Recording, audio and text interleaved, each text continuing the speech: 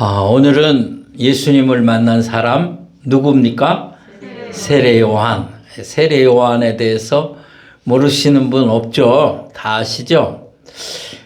그래도 잠깐 간단하게 설명하면 세례 요한은 원래 이름은 요한이에요. 요한. 근데 우리가 그 요한 이름이 많다 보니까 예수님의 제자 요한이 있고, 그래서 구분을 지으려고 앞에다가 우리가 세례 요한이라고 그렇게 호칭을 하는 거예요. 원래 이름 그냥 요한이에요.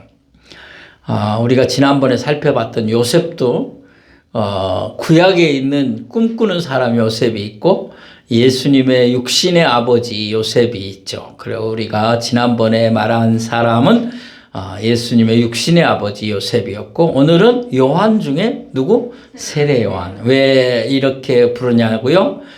유일무이하게 구약시대에도 없었던, 그리고 누구도 그런 일을 하지 않았던 그 일을 한 사람이 바로 요한인데, 그 일이 뭐냐? 세례를 줬다는 거예요. 세례를. 지금 우리는 교회를 좀 다니면 이제 학습이라는 공부를 하고 예수 그리스도를 구주로 고백하고 그러면 이제 세례를 주죠. 그래서 우리가 다 세례를 알지만 세례 요한이 세례 주기 전까지는 그런 말이 하나도 없었어요. 그런 일도 없었고. 그러니까 이 사람이 세례를 줬다. 이게 획기적인 일이었어요. 이 사람의 아버지 이름은 그 사가랴고 어머니 이름은 엘리사벳이에요. 요한의 아버지는 사가랴, 어머니는 누구요? 엘리사벳. 근데 이게 영어로 하면요 엘리자베스예요. 얼마 전에 그 돌아가신 영국 여왕 엘리자베스 여왕이 있잖아요. 그 이름이 바로 이 이름이에요. 이제 우리나라 번역하면서 그렇게 한 거죠. 근데 이 사람들이 나이가 많았어요. 나이가 많아서 아기를 낳을 수가 없는 상태였어요. 근데 하나님께서 아기를 주신 거예요. 처음에 못 믿었어요. 그래서 사가랴가 말을 못했어요. 하나님의 약속을 못 믿어서 하나님이 입을 봉하셨어요. 그런데 이제 이름을 어떻게 지을 거냐 그럴 때 성령이 역사하셔가지고 자기 집안에 있는 그대로 그냥 사가랴 주니어, 그러니까 2세 이런 식으로 지으려고 그랬는데 아니라고 막 사가랴가 손을 들고 그 판을 달라, 그러니까 종이, 요즘 말하면 종이 달라 그래가지고 직접 썼어요. 이름을 말을 못하니까. 그래서 요한이라고 이름을 쓰니까 아니 우리 집안에 요한이라는 이름을 쓰는 게 없는데 이게 웬일이냐. 그러니까 이대로 해야 된다. 그래서 요한이라고 하니까 입이 이렇게 말 못하던 입이 터지고 말하게 됐어요. 이 얘기를 제가 왜 하느냐면 이 사람의 출생이 남다르구나. 요한이라는 사람의 출생이 다르다. 근데 여러분 마리아 우리가 생각했죠? 예수님의 육신의 어머니 마리아. 근데 마리아의 친척이에요. 이분들이. 뭐라고요? 친척. 그래서 마리아가 그 예수님을 가졌다는 얘기를 천사로부터 듣고 아멘하고 찬양하고 받아들이고 순종하잖아요. 그리고 나서 제일 먼저 만나러 간 사람들이 누구냐면 바로 이 사가랴와 엘리사벳이었어요. 이 사람들을 만나러 가니까 이 사람들 특별히 그 이제 아기를 가졌다 그랬잖아요. 그 요한이에요, 얘가. 그 요한인데 아직 내가 아까 태어난 얘기까지 했지만 아직 태어나질 않았는데 뱃속에 있어요. 그 예수님은 막 지금 잉태했고 세례 요한은 지금 엘리사벳 뱃속에 있고, 근데 친척 집에 만나러 갔는데 엘리사벳 뱃속에 있는 요한이 예수님을 알아본 거예요. 그 사건을 오늘 생각하면서 예수님을 만난, 이게 유일하게 뱃속에서 만난 사람들이에요. 예, 감동이 별로 없어요. 은혜가 될 수 있는 시간이 되기를 원합니다. 자, 그래서 먼저 저는 이렇게 타이틀을 해봤어요. 그 제목을 뭐야? 예수님과 세례 요한의 특별한 만남이다. 무슨 만남이다? 특별한 만남이다. 영어로 해야 더 실감이 나시죠. 스페셜 미팅을 한 거예요. 스페셜 만남을 했다 그 말이에요. 놀라운 거예요. 한번 보겠습니다. 누가복음 1장 41절 42절 같이 읽을까요? 시작. 엘리사벳이 마리아가 문안함을 들음에 아이가 복중에서 뛰노는지라 엘리사벳이 성령의 충만함을 받아 큰 소리로 불러 이르되 여자 중에 내가 복이 있으며 내 태중의 아이도 복이 있도다. 아멘. 자, 마리아가 오니까 엘리사벳이 자기 그 뱃속에 있는 아기가 뛰노는 거예요. 뛰노는 거예요. 그래서 깜짝 놀라가지고 이건 예사로운 일이 아니다. 그래서 엘리사벳이 말을 하는 거예요. 누구한테? 마리아한테. 마리아요, 너는 참 복 있는 사람이다. 내 태중에 있는 아기도 복이 있도다. 이 말이 그냥 나온 게 아니에요. 그냥 나온 게 아니에요. 거기 보면 여기 성령의 뭘 받아? 충만함을 받아 했다. 그러니까 자기가 개인적으로 한 얘기가 아니라는 거죠. 성령의 충만함을 받아 자기 뱃속에서 아기가 뛰노는 것을 느끼고 말을 한 거예요. 이건 틀림없이 하나님의 역사다. 복이 있다. 이렇게 얘기를 한 거예요. 자, 그 다음 구절을 좀 더 보겠습니다. 자, 이제 누가복음 1장 44절 같이 읽을까요? 시작. 보라, 내 문안하는 소리가 내 귀에 들릴 때에 아이가 내 복중에서 기쁨으로 뛰놀았도다. 아멘. 여기 출산 경험 있으신 분들 아기가 태동하는 거 아시잖아요. 근데 그 정도가 아니라는 거죠. 복중에서 뭐요? 기쁨으로 뛰놀았도다. 이렇게 느꼈어요.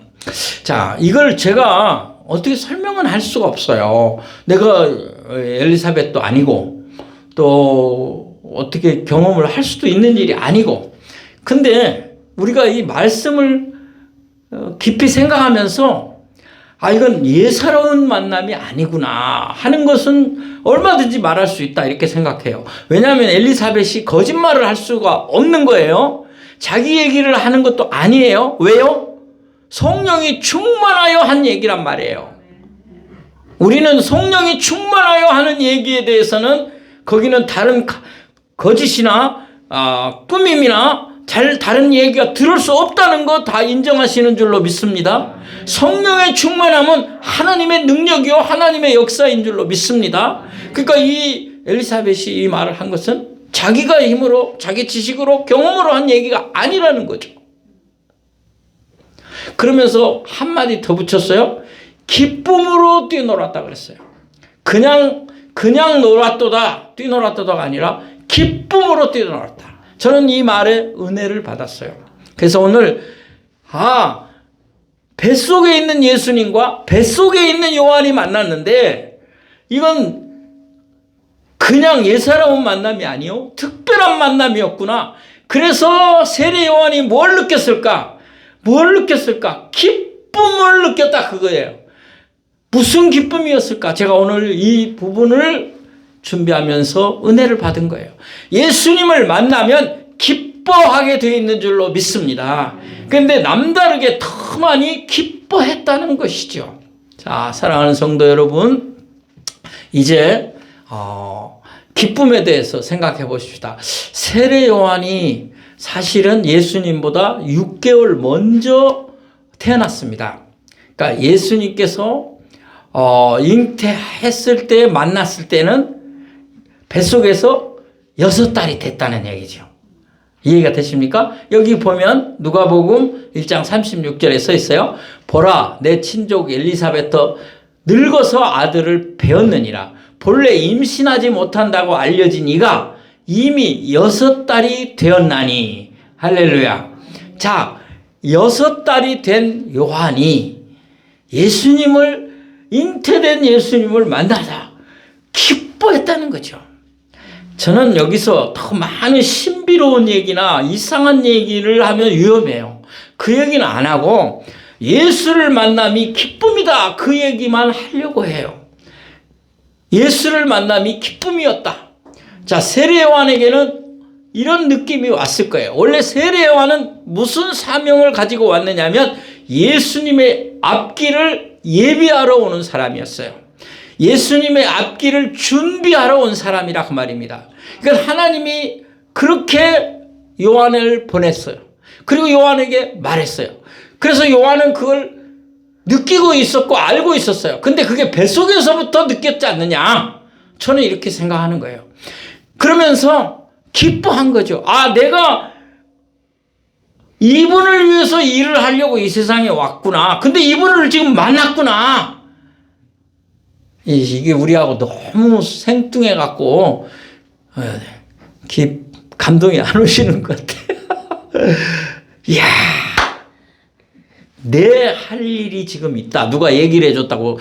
이게 좀 비유가 될지 모르겠지만 이렇게 한번 좀 생동감 있게 여러분에게 다가오기 위해서 예를 하나 들면 이런 거예요. 앞으로 당신이 이거 표현 위험한데 이게 무슨 토종비글 같은 데서 나오는 것 같아서 당신을 잘 키워줄 귀인을 만날 것이요. 좀 그러네. 그렇게 하지 말고 이렇게 합시다. 하나님의 사람, 능력 있는 사람을 만나서 당신의 일들이 놀라운 역사와 꽃을 피우고 열매를 맺는 일이 있을 겁니다. 누가 그렇게 나에게 감동을 주고 그렇게 성령의 역사하는 말을 들었다. 또는 여러분이 꿈을 꿨다. 환상을 봤다. 근데 그 사람을 만났다. 기뻐야지요. 이 사람이었구나. 할렐루야. 그 얘기를 지금 저는 하고 싶은 거예요. 요한은 바로 이 사람을 위해 내가 왔구나. 근데 이 사람을 지금 만났구나. 이제 우리에게 얘기해 봅시다. 여러분, 예수 만나고 기쁨이 있었습니까? 기쁨이 있었냐 이거죠. 그 생각을 해보자 이 말이에요. 내가 예수 안 만났더라면 어떻게 됐을까? 힘들고 어려울 때, 또 세상에서 잘 나갈 때 어떻게 했을까? 힘들고 어려울 때는 좌절했을 거고 잘 나갈 때는 죄졌겠지. 예수 만나서 은혜로다, 아멘이다, 감사합니다 고백하신 여러분 되신 줄로 믿습니다. 왜요? 이 일은 구주를 만난 것이기 때문이에요. 예수님이 누구예요? 그냥 앞으로 이 일이 잘 되게 해줄 뿐이다. 그게 아니에요. 요한이 왜 예수님의 앞길을 예비해요? 그분이 메시아이니까. 그분이 구원주이니까. 그분이 인류를 살리러 오신 분이니까. 내가 하는 일은 위대한 일이 되는 거죠. 그냥 세상에 출세할 사람을 옆에 붙어서 그 사람 선거를 도와주고 이렇게 해서 출세하려고 그러면 잘 될 것이다. 그러니 기쁘다. 이게 아니에요. 이런 차원이 아니에요. 요한이 갖는 느낌은 예수 그리스도를 만나는 그 기쁨이 이분은 하나님의 아들이시고 이분은 십자가에서 죽으심으로 우리 죄인들을 구속하실 분이시다. 거기까지 자세히는 몰랐을지라도 하나 안 것은 구원주이시다. 하나님의 아들이시다. 구세주이다. 이거는 알았을 거예요. 그러니까 기뻐하죠. 예수님이 여러분을 만난 게 기쁨이 된 이유는 나를 구원했기 때문에. 내 대신 죄를 지시고 십자가에서 대신 죽으셨으니까 그 사랑이 감동이 온 거죠. 그래서 기뻐하는 줄로 믿습니다. 시편 기자의 기쁨을 보겠습니다. 시편 기자는 어떤 기쁨이었느냐? 시편 4편 7절에 보니까 주께서 내 마음에 두신 기쁨은 그들의 곡식과 새 포도주가 풍성할 때보다 더하나이다. 아멘입니까? 여러분, 하나님께서 내 마음에 두신 기쁨은 세상 사람들이 느끼는 곡식이 많고 포도주가 풍성한, 이건 옛날식의 표현, 옛날 농경시대 때 요즘으로 말하면 집에 돈이 너무 많아. 기쁘겠죠? 몇 억씩 막 금고에 넣어놨던 분들도 요번에 다 그렇게 있더라고요. 근데 우리는 아니 여기 이 시편 기자는 그런 거는 안 기쁘다는 거예요. 물론 그것도 기쁘지만 그보다 더한 기쁨이 있다는 거죠. 하나님이 내 마음에 두신 기쁨, 예수 그리스도로 말미암는 구원받은 하나님의 자녀된 기쁨, 여러분에게 있기를 소원합니다. 예수님이 말씀한 기쁨에 대해서 얘기해 보겠습니다. 예수님이 말씀한 기쁨, 요한복음 16장 22절 다시 같이 한번 읽을까요? 시작. 지금은 너희가 근심하나 내가 다시 너희를 보리니 너희 마음이 기쁠 것이요 너희 기쁨을 빼앗을 자가 없으리로다. 아멘. 여러분, 지금은 근심한다. 왜? 주님이 주님이 잠시 십자가에 이제 죽을 것을 예견하시고 이 말을 한 거거든요. 그렇지만 다시 내가 와서 부활하여 너를 만날 것이니 너희 마음이 참 기쁠 것이다. 근데 그 기쁨은 절대로 안 빼앗긴다. 할렐루야. 여러분에게는 좀 덜 실감될지 모르지만 당시 제자들은 이 말이 생각났을 거예요. 언제? 부활하신 주님을 만날 때. 예수님이 그때 이 말을 하신 이유가 이거였구나. 지금은 내가 너희들과 잠시 떨어져 근심하나 내가 다시 와서 너희를 볼 거니 너희의 마음이 기쁠 것이요 너희 기쁨을 아무도 빼앗지 못할 것이다. 이 말이었구나. 제자들은 얼마나 기뻤겠어요. 우리는 그게 좀 덜하지만 근데 여러분에게 정말 남편이나 자녀가 안 믿는데 어느 날 예수 그리스도를 고백하고 엄마, 아빠, 나 교회 갈 거예요. 따라 나오고 또 남편이 여보, 그동안 내가 고생 많이 시켰는데 나 이제 당신 따라 교회 갈 거예요. 그리고 와서 예수를 고백하고 찬송을 부르면 안 기쁘겠어요? 눈물이 나오지. 이렇게 생각해 보시란 말이에요. 이게 참 기쁨이다. 지난 주일날 추수감사 주일날 우리 아들이 안수집사 임직을 받았어요. 지난번 아주 오래전에 이제 뽑혔다는 얘기는 제가 했었잖아요. 근데 이번에 그 임직을 받았어요. 내가 이제 못 갔는데 내가 그랬어요. 나 이번에는 못 가고 네가 장로 될 때는 가겠다. 그렇게 말했는데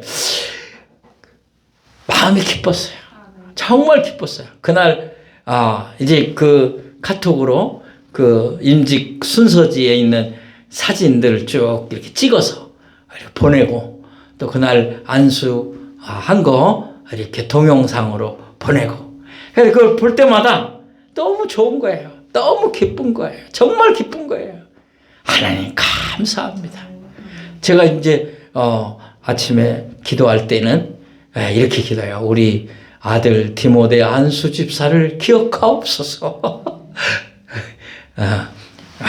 여러분 자녀들도 다 그렇게 되기를 축복합니다. 정말이에요.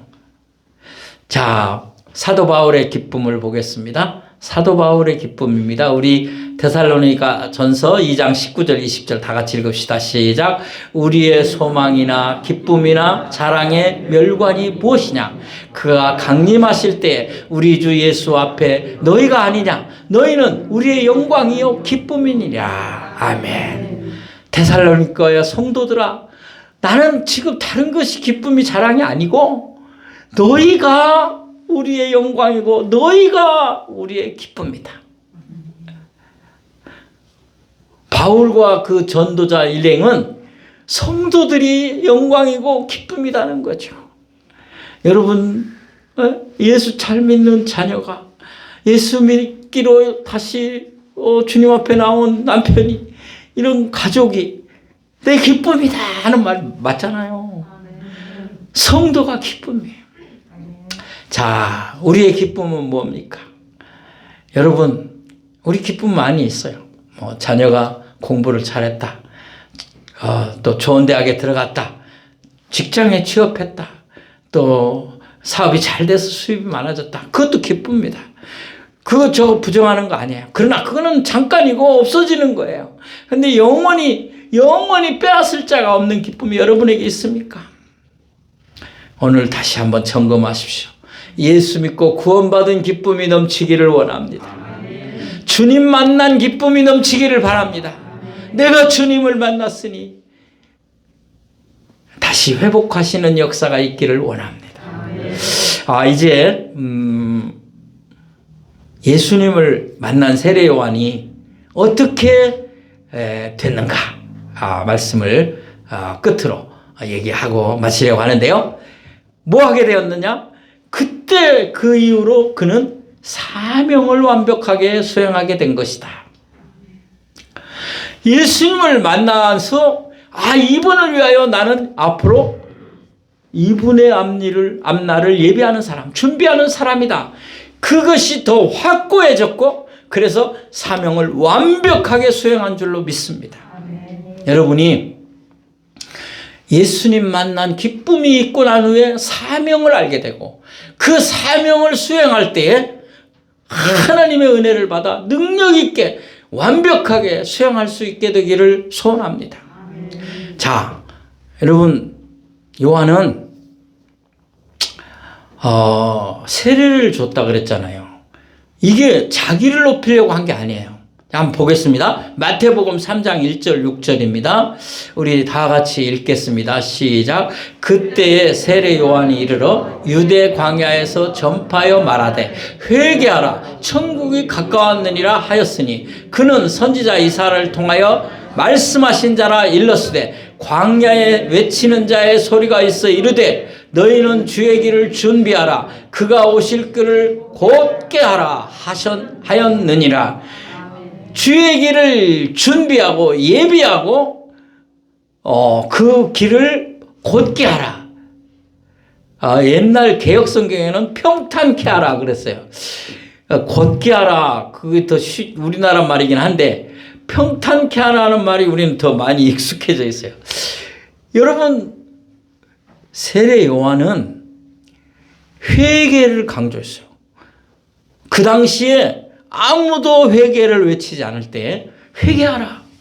예수님 오시기 직전에 이제 예수님이 공생애를 하시기 직전에 상태에 있는 사람들이 다 죄악 가운데 있었어요. 그래서 예수님이 온 게 때가 참에 왔다고 돼 있어요. 때가 참에 거기는 여러 가지 신학자들이 때를 얘기하는데 그 중에 하나는 죄악이 관영에 있었다. 죄악이 온 인류에게 퍼져 있었다. 그래서 예수님이 필요하게 되는 거예요. 근데 그 일을 예비해서 예수님이 복음 전하는데 쉽게 용이하게 만들어주는 일을 하는 사람이 세례 요한이에요. 회개하라. 담대하게 외치는 거죠. 그 다음 보겠습니다. 시작. 이 요한은 낙타털 옷을 입고 허리에 가죽들을 띠고 음식은 메뚜기와 석청이었더라. 이때 예루살렘과 온 유대와 요단강 사방에서 다 그에게 나와 자기들의 죄를 자복하고 요단강에서 그에게 세례를 받더니. 아멘. 이게 쉬운 일이 아니에요. 요한은 요단강 광야에서 정말 단벌옷 하나, 낙타 털옷, 약대 털옷 입고 가죽도 띠고 먹는 거는 메뚜기와 석청. 요즘은 좋은 음식인지 힐링 음식인지 모르겠지만 그 당시는 먹는 게 아니었어요. 이거는 이 사람은 그러니까 사명을 감당하는 사람이라는 게 보여요, 눈에. 그죠? 그리고 막 외치는 거예요. 회개하라고. 이미 도끼가 나무 뿌리에 놓였으니 회개하지 않는 자는 다 찍혀 불못에 던질 것이다. 그래서 사람들이 막 왔어요. 그리고 자복하고 회개하고 요한에게 뭘 받았어요? 세례를 받았어요. 이게요, 그냥 되어진 일 같지만 하나님께서 그를 통해서 사명을 이루게 하시는 거고 또 예수님이 오셔서 복음 전할 때 아주 텃밭을 잘 골라놓은 거예요. 할렐루야. 사명을 감당한 거죠. 자, 그 다음 또 다른 성경 구절 하나 더 보겠습니다. 요한복음 3장 27절 30절 다 같이 읽습니다. 시작. 요한이 대답하여 이르되 만일 하늘에서 주신 바 아니면 사람이 아무것도 받을 수 없느니라. 내가 말한 바 나는 그리스도가 아니요 그의 앞에 보내심을 받은 자라 하고 한 것을 증언할 자는 너희니라. 사람이요 많이 와서 나한테 세례를 받으면 사람이 잘못될 수 있어요. 인간들은 사람이 많이 모이니까 교주가 되는 사람들이 있었어요. 교회 역사에 보면 요한에게 많은 사람들이 왔지만 요한은 분명히 말합니다. 나는 그리스도가 아니라, 나는 구세주가 아니라, 나는 그 앞에 먼저 보냄받은 자인 것 그거 이상 아니다. 좀 더 보겠습니다. 시작. 신부를 취하는 자는 신랑이나 서서 신랑의 음성을 듣는 친구가 크게 기뻐하나니 나는 이러한 기쁨으로 충만하였노라. 그는 흥하여야 하겠고 나는 쇠하여야 하리라 하니라. 아멘. 요한이 한 말인데요. 너무 멋있어요. 어떤 친한 친구가 결혼을 합니다. 정말 베스트 프렌드, 아주 둘도 없는 친구가 결혼을 해요. 근데 그때 그 옆에 서서 그 친구가 신랑보다 더 막 기뻐하는 거예요. 너무 좋아서. 그런 사람이 있을 수 있어요. 근데 요한이 다 자기는 그런 사람이라는 거죠. 여기 친구 신랑은 누구예요? 예수님. 그러니까 요한의 기쁨, 우리가 기뻐 뛰어놀았다 그랬잖아요. 이게 계속된 거예요. 요한의 기쁨은 예수님 옆에 있는 게, 신랑 대신 주님 옆에 서 있는 것만, 내가 그 일을 감당하는 것만도 기쁘다는 거죠. 나는 그렇다고 내가 메시아 아니다. 난 그리스도가 아니다. 나는 쇠하여야 되고, 나는 망해야 되고, 흥해야 되고, 일어나야 할 분은 예수 그리스도다. 이렇게 말한 사람이에요. 놀랍죠? 자, 그 다음 보겠습니다. 자, 순교로 사명을 완수했다. 여러분, 세례 요한 예수님하고 비슷한 세대에 와서 비슷한 세대에 순교해요. 그러니까 30대에 순교하는 거죠. 예수님과 너무 비슷해요. 요한이 그 당시 헤롯 왕이 남동생의 부인을 취하는 못된 짓을 했어요. 그때 아무도 왕이니까 말을 하는 사람이 없었어요. 그때 그 죄를 지적한 사람이 요한이에요. 그런데 그 동생의 부인 이름이 헤로디아인데 그 헤로디아가 자기들의 죄를 지적한 게 싫었었는데 그 딸이 그 연회가 열렸을 때 춤을 춰요. 근데 그 춤을 너무 잘 추니까 헤롯 왕이 너무 감동이 돼갖고 춤을 잘 췄다고 그러면서 이 나라의 반이라도 너한테 주겠다. 말해라, 소원을. 그러니까 이 딸이 엄마한테 가서 물어보니까 소원이 뭘 말할 거예요? 그러니까 그래, 세례 요한의 목을 달라 그래라.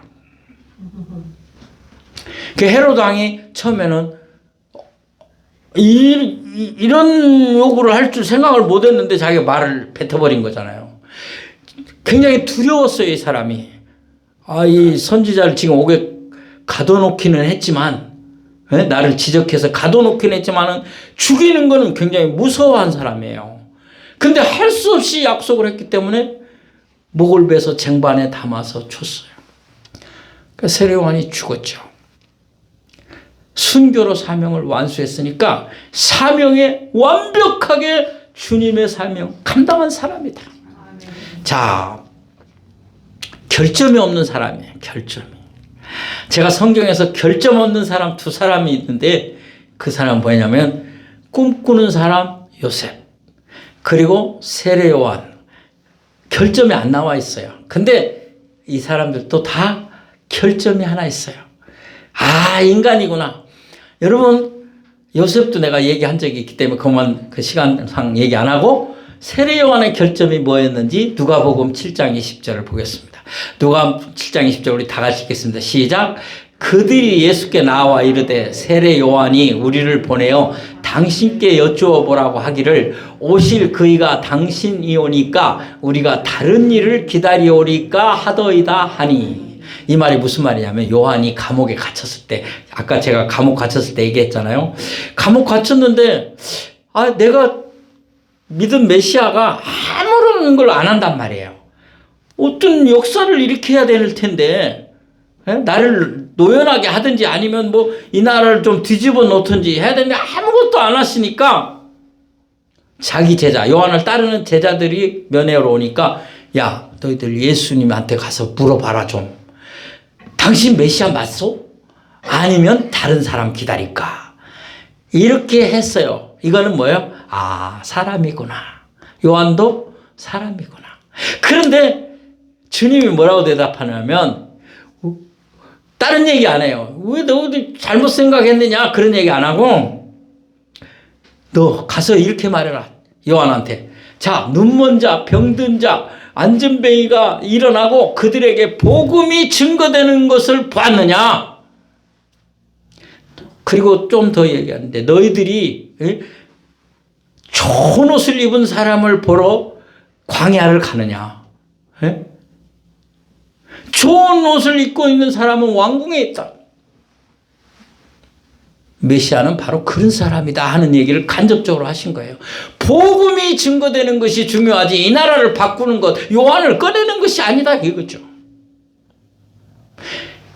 광야에서 외치는 예수 그리스도의 사명, 이걸 앞으로 죽음이 십자가까지 내다보시는 거죠.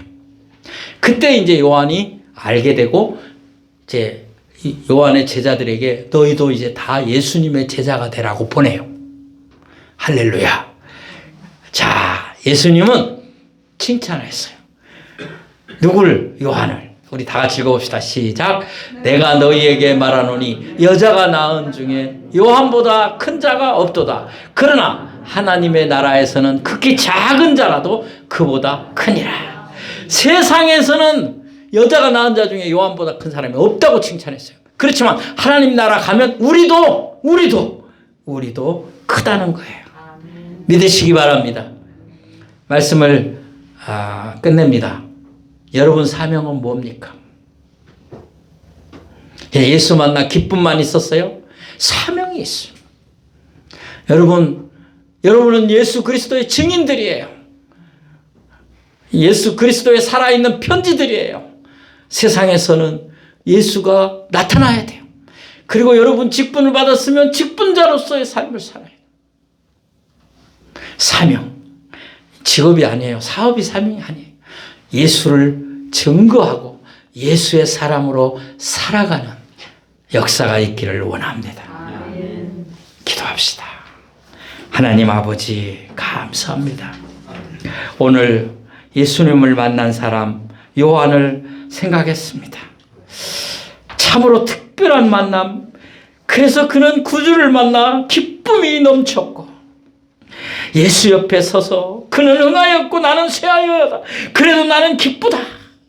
신랑 옆에 서 있는 친구가 기뻐하듯이 자기는 기쁘다. 그리고 사명을 완수하였습니다. 오늘 우리도 주님 만났으니 기뻐하게 하여 주시옵시고 사명받았으니 감당하며 승리하게 하여 주옵소서. 예수님의 이름으로 기도하옵나이다. 아멘.